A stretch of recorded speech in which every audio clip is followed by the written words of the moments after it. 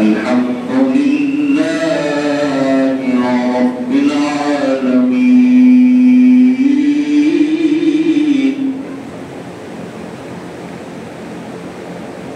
والعاقبة للمتقين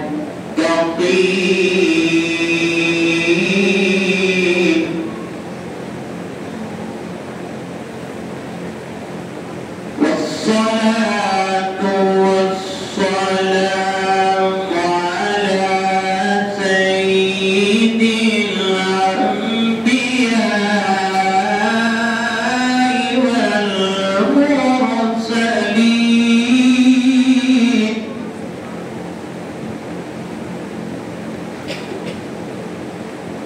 وعلى آله الطيبين الطاهرين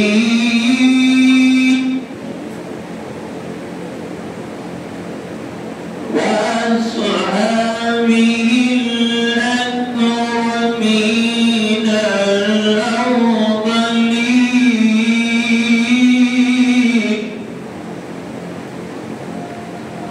ومن نهجهم وتبعهم بإحسان إلى يوم الدين أجمعين. أما بعد فأعوذ بالله من الشيطان الرجيم. بسم الله الرحمن الرحيم. إنا أنزلناه في ليلة القدر وما أدراك ما ليلة القدر. ليلة القدر خير من ألف شهر.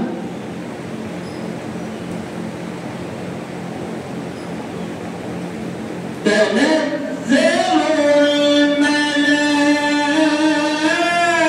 الملائكة والروح فيها بإذن ربهم من كل أمر سلام.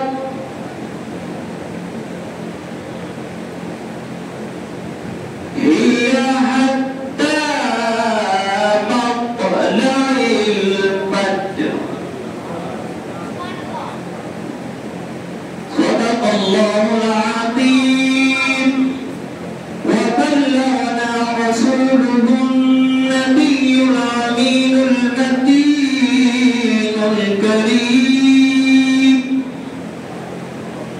ونحن على ذلك لمن الشاهدين والشاكرين والحمد لله رب العالمين. محترم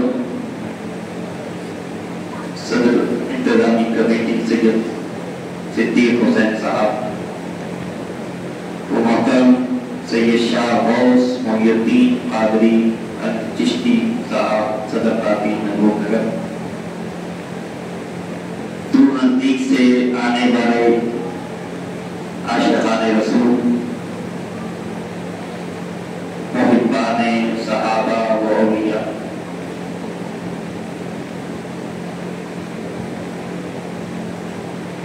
جب بھی ہم درود پڑھیں گے تو کیسے پڑھیں گے؟ سرکار نے جس طرح حکم فرمایا ہے اس طرح پڑھیں۔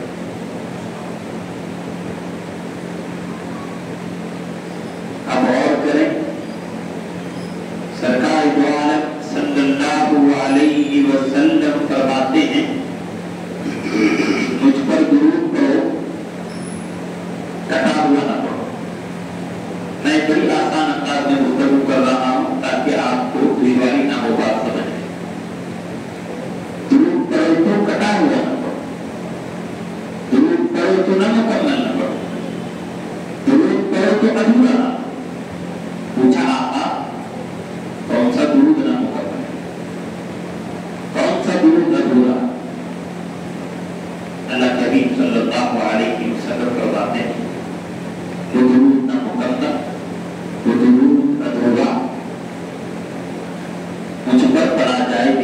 آل کرنا پڑا.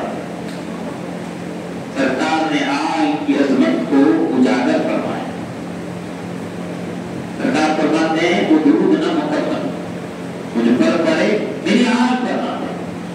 تو پھر کیسے ہمیں درود پڑھنا چاہیے؟ اللہم صلی علی محمد وعلی آل محمد صلی اللہ علیہ وسلم. اس طرح ہم درود پڑھیں گے تو کیا ہوگا؟ درود پڑھنے کا ثواب بھی ملے گا. مدینے والے آقا ہم سے راضی ہو جائیں. سبحان اللہ. سرکار نے جس طرح فرمایا ہے اس طرح ہم درود پڑھیں گے تو درود کا بھی ثواب اور سرکار بھی ہم سے راضی.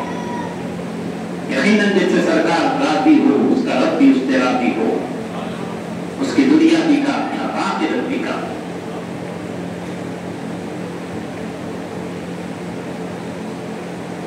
جب بندہ کسی راستے پر چلتا ہے تو منزل اس کے ذہن میں ہو. راستے میں چلتا رہتا ہے راستہ اس کو منزل تک پہنچاتا. درود شریف بھی ایسا راستہ ہے، درود شریف بھی راستہ ہے جس کی منزل خود حضور ہے. درود شریف راستہ ہے جس کی منزل خود حضور ہے. مومن درود پڑھتا ہے، پڑھتے رہتا ہے یہاں تک کہ حضور کی بارگاہ میں پہنچ جائے.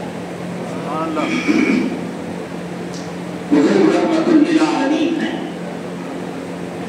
حضور خاتم النبیین ہیں، حضور سید المرسلین ہیں، حضور شفیع المذنبین ہیں، حضور راحت قلوب العاشقین، حضور سیدنا کریم ہیں، حضور صاحب کوثر ہیں، حضور حبیب کبریا ہیں، حضور فخر کون و مکان، حضور کعبے کا کعبہ، حضور فخر کون و مکان، حضور کعبے کا کعبہ. سچ تو یہ ہے انہی کے صدقے میں جو پہنچا. سبحان اللہ. حضور حاصل کن فکان ہے، حضور حاصل کن فکان ہے. سچ تو یہ ہے انہی کے صدقے، انہی کے وسیلے سے، انہی کے ذریعے سے دونوں جہاں. جس کو سرکار مل گئے خدا مل گئے. حضور کو چھوڑ کر کوئی خدا کو تلاش کرے گا یوں ہی بھٹکتا رہے گا، خدا نہیں ملے گا. خدا کا قرب عطا نہیں ہوگا. خدا کا قرب چاہتے ہو تو در مصطفیٰ پر آنا ہوگا. خدا کا قرب چاہتے ہو مصطفیٰ کی غلامی کا پٹا اپنے گردن میں ڈالنا پڑے گا. جو مصطفیٰ کے در پر پہنچا خدا اس کے لیے اپنے ملک کے دروازے کھول دیتا. خدا کا یہی ہے در، خدا کا یہی ہے در، نہیں اور کوئی مفر مکر. جو وہاں سے ہو یہاں کے ہو، جو یہاں نہیں تو وہاں. ایک یہ جہاں، ایک وہ جہاں، ایک دو جہاں کے درمیان. میری بات مکمل ہوگی تو آواز بلند آپ تمامی حضرات درود پاک پڑھیں. ایک یہ جہاں، ایک وہ جہاں، ان دو جہاں کے درمیان ہے فاصلہ ایک سانس کا، ہے فاصلہ ایک سانس کا. چل رہی تو یہ جہاں، نہ چلے تو وہ جہاں. چل رہی تو یہ جہاں، نہ چلے تو وہ جہاں. تو پھر ان سانسوں کی مالا میں موتی پرود و درود کے پھر ہو یہ جہاں یا وہ جہاں. ساتھ ہوگے تاجدار دو جہاں. پھر ہو یہ جہاں یا وہ جہاں، ساتھ ہوگے تاجدار دو جہاں. اللہم صلی علی سیدنا محمد وعلی آل سیدنا محمد صلی اللہ علیہ وسلم.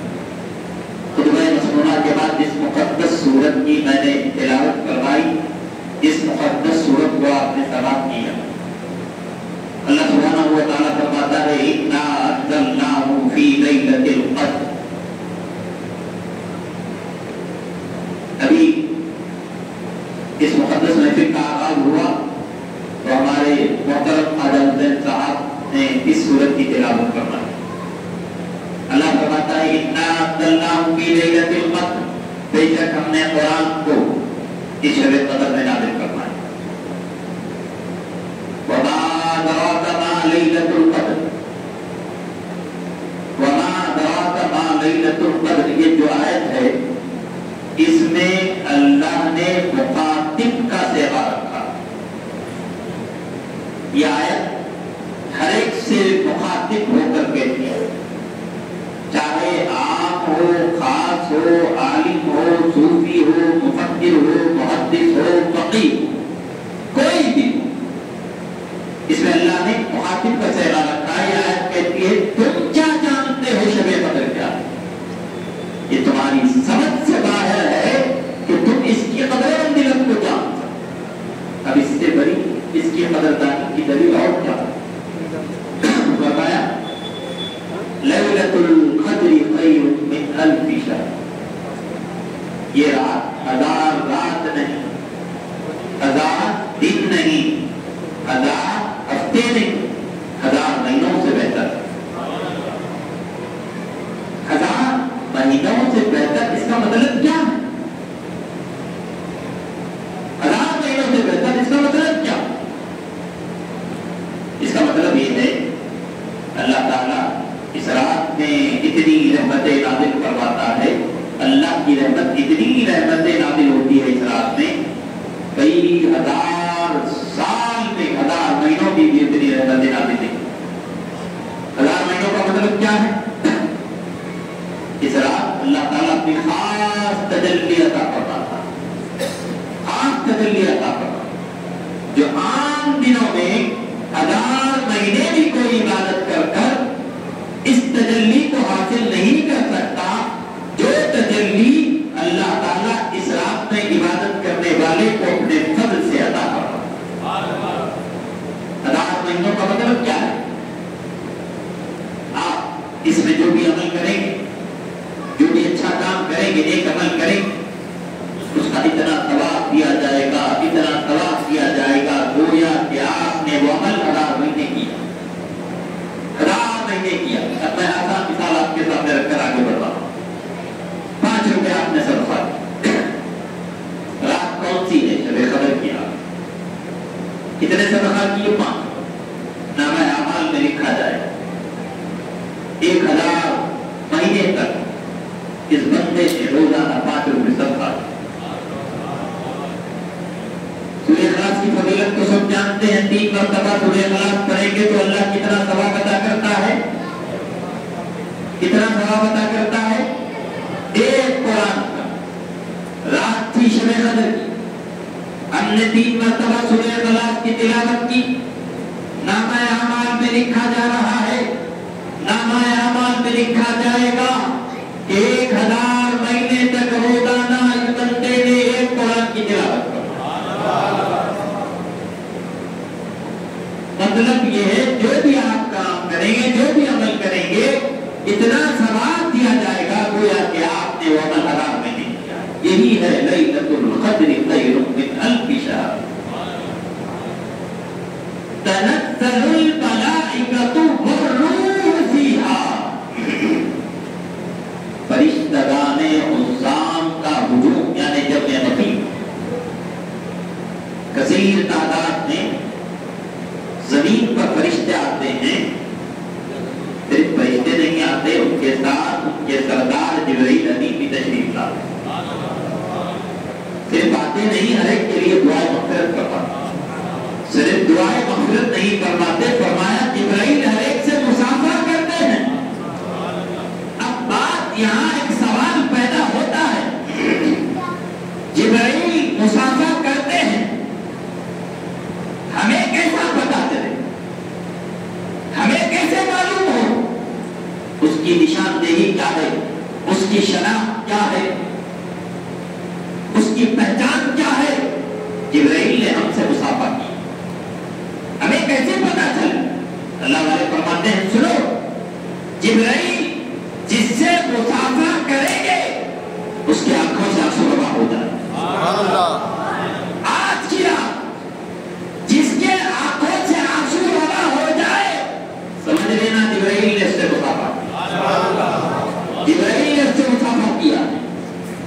شہیدان گرامی قدر بِإِذْنِ رَبِّهِمْ، فرمایا اللہ کے حکم سے آتے ہیں، اسی کی اجازت سے آتے ہیں. مِنْ كُلِّ أَمْرٍ، وہی حکم دیتا، اسی کے حکم پر، اسی کی اجازت پر اترتے ہیں. إِلَى حَتَّى مَطْلَعِ الْفَجْرِ، یہ طلوع فجر پر یعنی سحر ختم پر، یہ بڑی سلامتی والی، رحمت والی، برکت والی، امن والی رات. تو اللہ کا شکر ادا کریں، اس نے ہمیں بڑی سلامتی والی رات، برکت والی رات، رحمت والی رات، امن والی رات عطا فرمائی. تو جب یہ رات اللہ نے ہمیں عطا فرمائی تو ہمیں اسے ایسے ہی ضائع کرنا چاہیے؟ ہرگز نہیں. اس رات کا بھرپور فائدہ اٹھانا چاہیے، بھرپور فائدہ اٹھانا چاہیے. اس رات کو عبادت میں گزاریں، تلاوت کریں، ذکر و اذکار کریں، نمازوں کا اہتمام کریں، تہجد پڑھیں، درود پاک پڑھیں، استغفار کی کثرت کریں، اللہ کو راضی کریں. 3 اشرے اس ماہ میں. کتنے اشرے ہیں؟ 3. زیادہ فضیلت والا اشرا، VIP اشرا کون سا ہے؟ آخری اشرا. آپ کہیں گے کیسے؟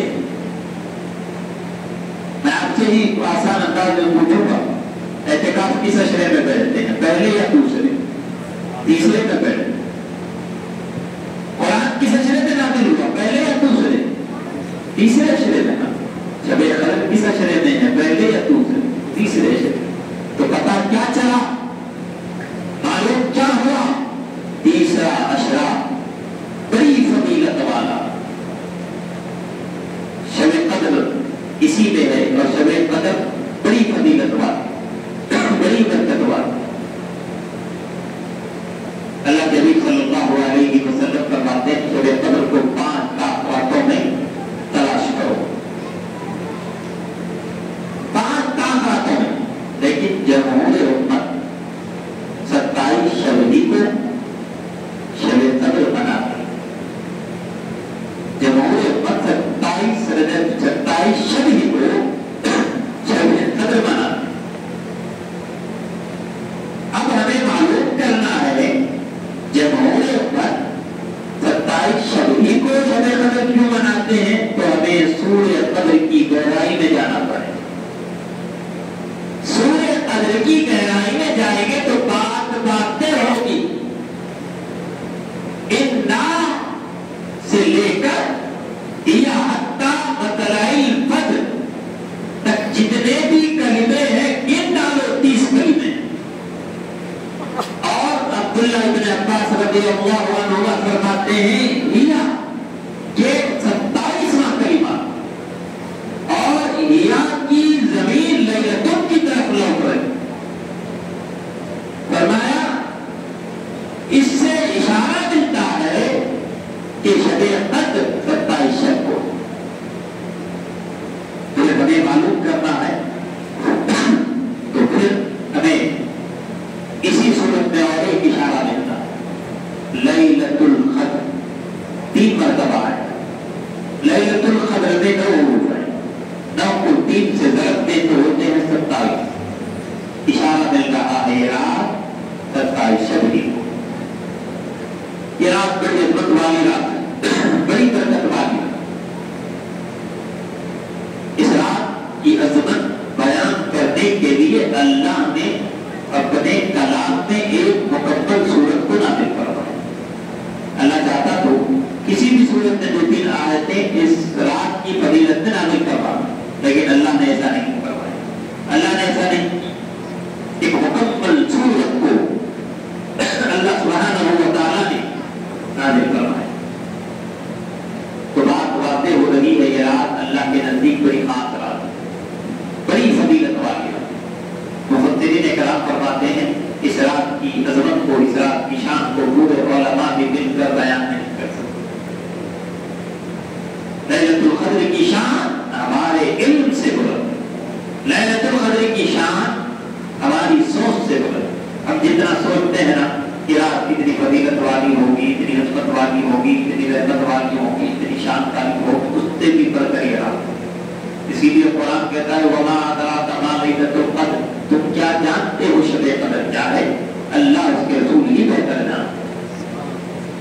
قرآن اسی رات میں نازل ہو،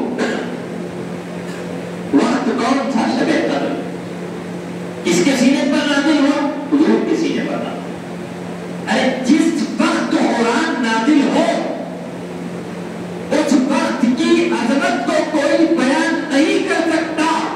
ارے جس کے سینے پہ قرآن نازل ہو اس کی عظمت کو کون بیان کر سکتا؟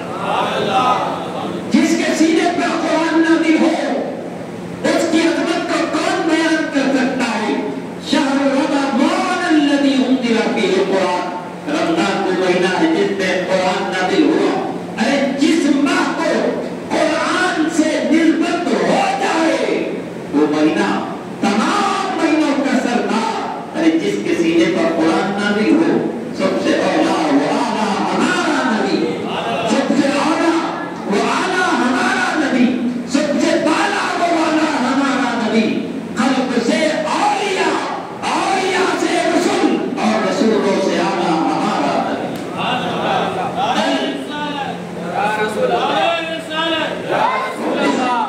خلق سے اولیاء، اولیاء سے رسول اور رسولوں سے اعلیٰ ہمارا عزیزان گرامی قدر۔ اس رات کو قدر والی رات کہتے ہیں۔ اس کی کئی ایک وجوہات،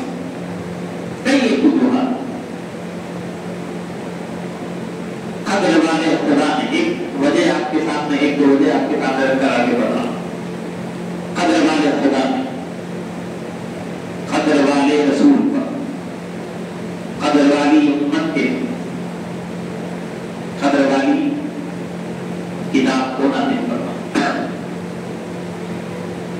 ایسی کتاب اتاری 23 سالوں سے جو مصطفیٰ کے سینے میں اترتی ہے، اور شب قدر میں لوح محفوظ پر ایک قرآن کو مکمل اتارا گیا۔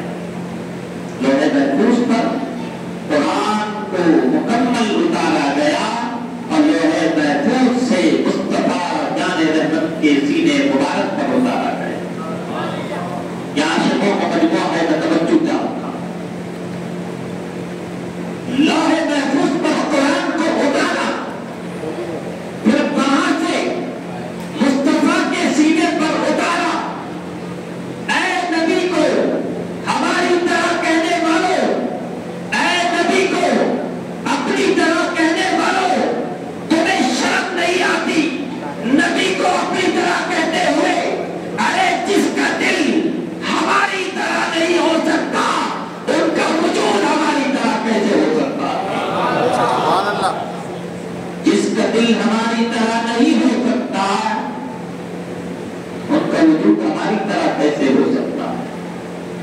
قرآن کو اتارا، ایسا کلام جس کے تعلق سے رب تعالیٰ فرماتا ہے لو انزلنا هذا القرآن على جبل لرأيته خاشعا متصدعا من خشية الله۔ ایسا کلام اللہ فرماتا ہے اگر اس کلام کو ہم کسی پہاڑ پر اتار دے تو آپ دیکھتے کہ وہ پہاڑ رضا رضا ہوتا، پاس پاس ہوتا اللہ کے پہنچ۔ یہ قرآن کا اعجاز ہے، یہ قرآن کی شان ہے، یہ صفت من صفات اللہ ہے۔ اللہ کی صفات میں سے ایک صفت ہے جس کی ایک تجلی کوہ پر موسیٰ نے دیکھی، موسیٰ بھی بدل گئے، دور بھی بدل گیا۔ وَقَرَّ مُوسَىٰ صَيْقًا، موسیٰ بے ہوش ہو کر گر پڑے۔ اے نبی آپ کے سینے علم نشرح کو سلام، اے نبی آپ کے قلب یاسین کو سلام۔ وہ قرآن کے پتھروں پر اترا تو پتھروں کو سرما بنا۔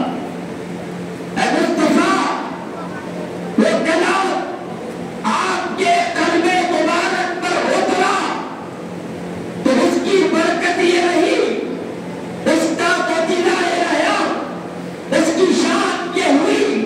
کہ عام دلوں نے بھی اس کو قبول کرنا شروع کیا. عام دلوں کے اندر وہ سمو سکے. اللہ نے اس کلام کو اتنا آسان کر دیا، اتنا آسان کر دیا، عام دل کے اس کو قبول کر رہے ہیں. یہ آپ کے قلب کی برکت ہے. قدر والے خدا نے قدر والے نبی پر قدر والے امت کے لیے قدر والی کتاب کو نازل فرمایا. اتنی قدریں ہوگی تو پھر یہ لیلۃ القدر کیوں؟ عزیزان گرامی، قدر اب اور کریں. قدر کے معنی تحقیق کے بھی، قدر کے معنی تحقیق کے بھی. اس رات کثیر تعداد میں فرشتے آتے ہیں، زمین پر آتے ہیں، زمین تک ہو جاتی، زمین تک ہو جاتی. جنگلوں میں ہوئی، سمندروں میں ہوئی، ہواؤں میں ہوئی، فضاؤں میں ہوئی، ہر جگہ ہوئی. اتنی کثیر تعداد، دائیں دیکھو وہی، بائیں دیکھو وہی، آگے دیکھو وہی، پیچھے دیکھو وہی، کثیر تعداد میں آتے ہیں. عزیزان گرامی، پر اے تہبود نگر کے غیرتدار سنیوں، فرشتے آتے ہیں زمین پر، کثیر تعداد میں آتے ہیں. اگر تمہارے کسی بھی نیک عمل کی گواہ فرشتوں کی جماعت بن جائے تو کیا ہوگا؟ تمہارے ادھر لگ لیں گے، مولا ادھر تقدیر کو بدل دے گا، تقدیر کو بدل دے گا. قدر تقدیر سے بنا، ملائے اعلیٰ سے. اللہ سبحانہ و تعالیٰ ملائے اعلیٰ میں اعلان فرماتا ہے، فرشتوں سے کہتا ہے، فرشتوں آج تمہیں عرش پر نہیں فرش پر رہنا ہے. آج یہاں نہیں رہنا ہے، وہاں جاؤ جہاں میرے مصطفیٰ پر قرآن اترا. جاؤ دیکھو کہ کون دعا مانگ رہا ہے. جو بھی بندہ دعا کرے گا ان کی دعا پر آمین کہنا. فرشتے آمین کہیں گے تو مولا ان کی آمین کے صدقے میں تقدیر کو بدل دے گا. اسی لیے اس رات کو قدر والی رات ہے. عزیزان گرامی، ماہ رمضان میں قرآن کی تراویح میں آپ نے تلاوت سماعت کی اور قرآن ایک قرآن مکمل ہو گئے. ہر جگہ اپنے قرآن کی محفل، قرآن کی بڑی فضیلت ہے. قرآن اس جیسا کلام کوئی کلام نہیں. قرآن کی تلاوت جو کرتے ہیں، قرآن کو جو پڑھتے ہیں، فرشتے ان کو اپنا دوست بنا دیتے ہیں. فرشتے ان کو اپنا دوست بنا دیتے ہیں. حضرت ابو ذر غفاری رضی اللہ تعالیٰ عنہ اللہ کے نبی صلی اللہ علیہ وسلم کی بارگاہ میں آ رہے ہیں. جبرائیل امین موجود ہیں. ابو ذر آئے تو جبرائیل نے کہا، آقا. ابو ذر آئے، جبرائیل نے کہا، آقا ابو ذر آئے. سرکار نے فرمایا، اے جبرائیل، کیا تم ابو ذر کو جانتے ہو؟ جبرائیل نے جواب دیا، ھذا اشہر عندنا من عندکم. آقا زمین پر ابو ذر اتنا مشہور نہیں ہے جتنا آسمانوں میں مشہور ہے. ھذا اشہر عندنا من عندکم. زمین پر ابو ذر اتنا مشہور نہیں جتنا آسمانوں میں مشہور ہے. اللہ کے نبی نے فرمایا، تمہارا سبب کیا ہے؟ جبرائیل نے کہا، دو سبب ہیں. دو سبب ہیں. فرمایا، پہلا سبب یہ للصغر فی نفسہ. ابو ذر کے دل میں عاجزی ہے، تکبر نہیں ہے، غرور نہیں. ابو ذر کے دل، ان کے اندر عاجزی ہے، تکبر نہیں، غرور نہیں. پہلی وجہ یہ. دوسری وجہ یہ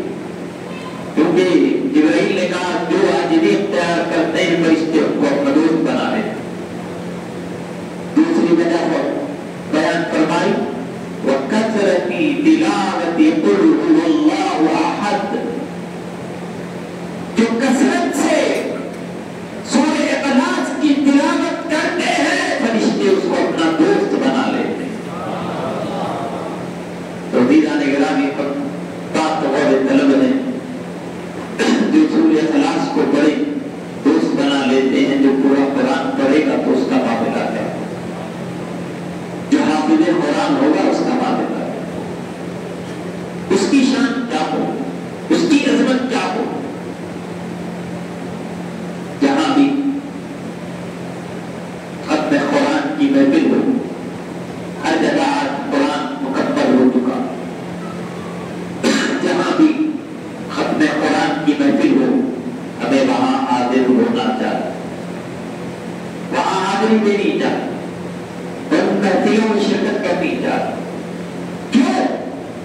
جہاں پر قرآن مکمل ہوتا ہے، ختم قرآن کی محفل ہوتی ہے، وہاں اللہ تعالیٰ 4000 فرشتوں کو زمین پر بھیج دیتا ہے.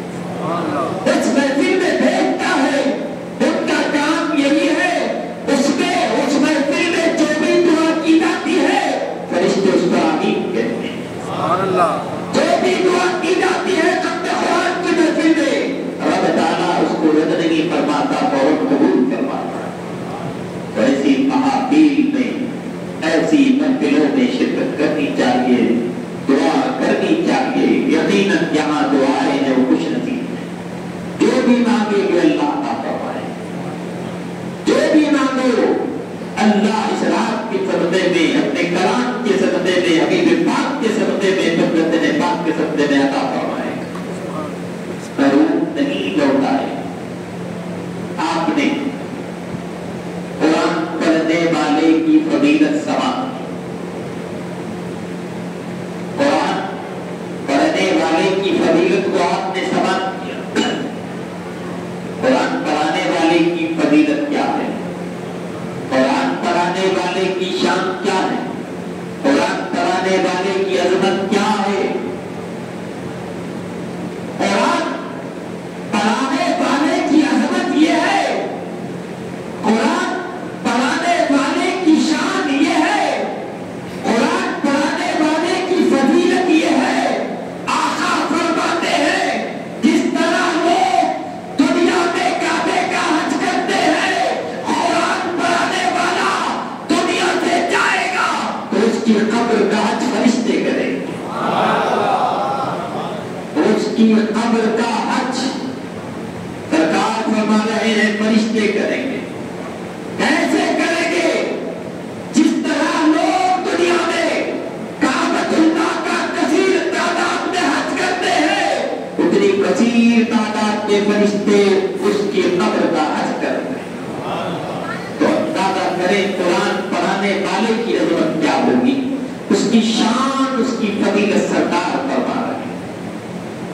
تو ہمیں قرآن پڑھنا بھی چاہیے، قرآن پڑھانے والوں کا احترام بھی کرنا چاہیے، ان کی تعظیم بھی کرنا چاہیے، ان کا ادب و احترام بھی کرنا چاہیے، ان کے ساتھ حسن سلوک سے پیش آنا چاہیے. میں سنا تو مجھے بڑی خوشی ہوئی، دل سے دعائیں بھی نکلی. یہاں کے امام صاحب اور مولانا صاحب کے لیے ذمہ کی طرف سے گھر دیا گیا. یہ قابل مبارکباد ہیں. ہر جگہ یہ مہم چلانی چاہیے، یہ کام ہونا چاہیے اور اچھے کام کی تعریف کی جائے. اللہ یہی چاہتا. ہم کیا کرتے ہیں، ہم کیوں پیچھے ہیں؟ برائی کو ہم عام کرتے، اچھائی کو دبانے کی کوشش کرتے. ایسا نہیں کرنا. جو کام اچھا کرتے ہیں ان کی تعریف کی جائے، ان کے حق میں دعائیں کی جائے.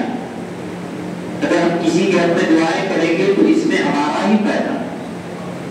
ایسے آپ کہیں گے اگر کوئی مسکرا رہا ہے تو آپ اسے دعائیں دیں، اللہ جس طرح یہ مسکرا رہا ہے اسی ہمیشہ اس کو مسکراتا ہوا رکھ.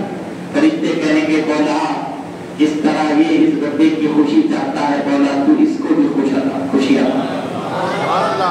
جس طرح یہ چاہتا ہے یہ مسکراتا رہے مولا اس کو بھی مسکراتا ہوا. تو ہم بھلائی چاہتے ہیں تو ہر ایک کے لیے خیر کا معاملہ کریں، بھلائی کا معاملہ کریں، ہر ایک کے لیے دعائیں کریں. ہم جو بھی دعائیں کریں گے اللہ تعالیٰ ہم پر بھی رحم فرمائے گا، ہم پر بھی رحم فرمائے گا. تو ضرورت ہے. اور جو قاری قرآن ہو، حافظ قرآن ہو، قرآن کو بہترین انداز میں پڑھتے ہیں، اس طریقے سے تلاوت کرتے ہیں، جس طریقے سے تلاوت کا حق ہے تو ان کے لیے ایک ایک حرف پر ایک ایک مقدس نے کیا، اور جو ان کی تعظیم کریں گے، ان کی ضرورت کا خیال رکھیں گے، ان کی ضرورتوں کو پورا کریں گے تو فائدہ ہمارا ہے، فائدہ ہمارا بھی۔ آپ دیکھیں انس بن مالک رضی اللہ تعالیٰ عنہ فرماتے ہیں اللہ کے نبی صلی اللہ علیہ وسلم نے فرمایا کہ لوگوں میں کون افضل ہے؟ کیا تمہیں معلوم کون افضل ہے؟ کہا ہاں، فرمائیے بتائیے کون افضل ہے؟ اللہ کے حبیب نے فرمایا جو قرآن کی تلاوت ہے، قرآن پڑھ رہے۔ کیا ہوگا؟ قیامت کا دن میدان محشر جبرائیل کو اللہ حکم دے گا کہ جبرائیل اٹھ کر اعلان کرو، جو دنیا میں قرآن کی تلاوت کرتے تھے، قرآن کو پڑھتے تھے، اے جبرائیل اعلان کرو، اٹھ کر کھڑے ہو جائیں، ایک مرتبہ نہیں، دو مرتبہ نہیں، 3 مرتبہ اعلان، 3 صفحے قریب ہوں۔ حکم ہوگا کہ قرآن جس طرح تم بہترین انداز میں، خوبصورت آواز میں، خوبصورت لہن میں جس طریقے سے پڑھنے کا حق تھا، اس طریقے سے قرآن کی تم نے تلاوت کی، پڑھو، وہ پڑھتے رہے گے، اللہ ان کے درجات کو بلند کرتا ہے۔ اب احسان جو کرتے ہیں دنیا میں ان کے ساتھ، بھلائی کا معاملہ جو کرتے ہیں ان کے ساتھ، انہیں فائدہ کیا ہوگا؟ حافظ قرآن، قاری قرآن، قرآن کو بہترین پڑھنے والا ہو، اللہ کے دین کی خدمت کرنے والا ہو، تو ہمیں چاہیے کہ ان کے ساتھ حسن سلوک سے پیش آئیں، اپنی طاقت کے مطابق ان کی مدد کریں۔ ان کی مدد کریں گے تو فائدہ کیا ہوگا؟ دنیا تو کامیاب ہے، وہاں کیا ملے گا؟ حکم ہوگا کہ خوراک کو پڑھتے رہو، وہ پڑھتے رہیں گے، درجات کو مولا بلند فرمائے گا، درجات بلند فرمائے گا، اور جب درجات بلند ہوں گے حکم ہوگا کہ جنت میں جاؤ، اس سے پہلے اللہ حکم دے گا کہ سنو ابھی تمہیں جنت میں نہیں جانا ہے، ابھی تم جنت میں نہیں جا سکتے۔ کیوں؟ اس لیے کہ میدان محشر میں نظریں دوڑاؤ۔ کیوں؟ دنیا میں تمہارے ساتھ جس نے احسان کیا، جس نے تمہاری ضرورت کو پورا کیا، تمہاری مدد فرمائی، تمہارا خیال رکھا، تم سے محبت کی، اب تم تنہا نہ جانا، نظریں دوڑاؤ، جن جن کو بھی پہچانتے ہو اپنے ساتھ جنت میں ساتھ لے جانا، اپنے ساتھ جنت میں لے جانا، تنہا نہ جانا۔ تو فائدہ یہ ہے ان کی تعظیم کریں گے، ان کا ادب و احترام کریں گے، ان کی ضرورتوں کو پورا کریں گے۔ ہم جہاں اپنی طاقت کے مطابق ان کی ضرورت کو پورا کرتے ہیں تو کل قیامت کے دن یہ تنہا جنت میں نہیں جائیں گے، جو بھی مدد کرے گا ان کو ساتھ جنت میں لے جائے گا۔ تو دیوان گرامی مگر جنت چاہتے ہیں تو علماء کا، حفاظ کا ادب و احترام ہمیں کرنا، ان کی تعظیم ضروری، ان کا ادب و احترام ضروری۔ آج ہم دیکھتے ہیں جو امام اور مؤذن ہوتے ہیں ہر جگہ کا یہی امتحان ہے، اللہ ہدایت عطا فرمائے کہ ان کی جس طریقے سے ادب کرنا چاہیے، احترام کرنا چاہیے، ان کی ضرورتوں کا خیال رکھنا چاہیے، ان کے ساتھ نہیں رکھتے۔ ایک ہمارا پیش امام ہے، رہنما ہے، اور مسلح پر کھڑے ہونے والی شخصیت ہے، تو ہمیں چاہیے سب سے پہلے ان کے پانچ کو مضبوط کریں تاکہ ان کا ذہن دل و دماغ ادھر ادھر نہ ہو۔ تو زندہ نگران خالد کی تعظیم کریں، یقیناً ہمیں فائدہ ہوگا، اتنا فائدہ ہوگا ہم سوچ بھی نہیں سکیں۔ اور قرآن کو ہر ایک پر یہ ضروری ہے کہ قرآن کو پڑھنا سیکھیں، قرآن کی تلاوت کریں۔ قرآن کی تلاوت کریں گے تو فائدہ کیا ہوگا؟ اگر تیزی کے ساتھ اپنی بات کو سمیٹ رہا ہوں، قرآن کو کثرت سے پڑھتے رہیں، فائدہ کیا ہوگا؟ کہا جو قرآن کو کثرت سے پڑھتے ہیں، اتنی کثرت سے تلاوت کرتے ہیں، انہیں دعا کرنے کی فرصت نہیں رہتی۔ اللہ کے حبیب فرماتے ہیں ایسے بندوں کو اللہ مانگنے والوں سے زیادہ عطا کرتا ہے، مانگنے والوں سے زیادہ عطا کرتا ہے۔ کن کو؟ جو قرآن کو کثرت سے پڑھتے ہیں۔ تو ہمیں قرآن کی تلاوت بھی کرنی ہے، قرآن نہیں آتا ہے تو سیکھنا ہے، عمر کی قید نہیں۔ اللہ کے حبیب نے فرمایا جھولے سے لے کر قبر میں جانے تک سیکھنا۔ تو ہمیں قرآن کی تلاوت کرنا ہے، قرآن کو پڑھنا ہے، اس انداز سے پڑھنا ہے، سیکھنا ہے جس طریقے سے پڑھنے کا حق ہے۔ تو یقیناً چھوڑ بھی نہیں سکیں گے، ویسا اللہ تعالیٰ ہمارے ساتھ معاملہ فرمائے گا۔ ایک بات سماپت کر لیں، حضرت علی رضی اللہ تعالیٰ عنہ کو بھی اس ماہ سے نسبت ہے۔ آپ مولود کعبہ بھی ہیں، نہیں کھولی اس وقت تک جب تک مصطفیٰ نے آپ کو گود میں نہیں لی۔ پوچھا کعبے کو دیکھنا کون نہیں چاہتا؟ آج ہر کوئی خواہش رکھتا ہے، تڑپتا ہے، دعائیں کرتا ہے، مولا ہمیں کعبے کا دیدار۔ ارے کعبے کے اندر پیدا ہوئے ہیں، کعبے کی بھی در و دیوار کو نہیں دیکھا۔ آپ سے پوچھا گیا تو آپ کے عشق نے جواب دیا کعبے کو اس لیے میں نے آنکھ نہیں کھولی، کعبہ کیا ہے میں چاہا کعبے کے کعبے کا پہلے دیدار، کعبے کا تو میں دیدار کر لوں گا، مگر میں نے آنکھیں اس لیے نہیں کھولی، میں چاہتا تھا کہ کعبے کا جو کعبہ ہے پہلے اس کا دیدار کروں۔ تو حضور صلی اللہ علیہ وسلم کی جب ولادت ہوئی تو کعبہ آپ کی ولادت گاہ کی طرف جھک گیا۔ حضرت بلال رضی اللہ تعالیٰ عنہ کو کعبے کی چھت پر اللہ کے حبیب نے چڑھایا۔ اس سے کئی ایک بات سامنے آتے ہیں، وقت نہیں ہے، وقت کے دامن میں گنجائش نہیں ہے کہ تفصیل میں جائیں۔ کعبے کی چھت پر اللہ کے حبیب نے چڑھا کر بتایا کہ مؤذن کا یہ مقام ہوگا، کعبے کی چھت پر کون چل سکتا؟ مؤذن کو اللہ کے حبیب نے چڑھایا۔ یہ بات جو باتیں ہوتی ہے اللہ نے مصطفیٰ کو اختیار عطا فرمایا ہے، حبیب جو چاہو کر سکتے ہو۔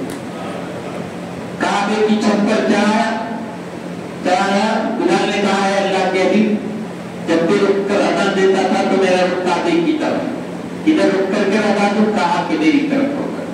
اسی لیے قائل کریں گے علیہ السلام کہتے ہیں ہاں دیو آؤ شاہ کا روضہ دیکھو، کعبہ تو دیکھ چکے کعبے کا کعبہ، سبحان اللہ، کعبہ تو دیکھ چکے کعبے کا کعبہ دیکھو۔ علی نے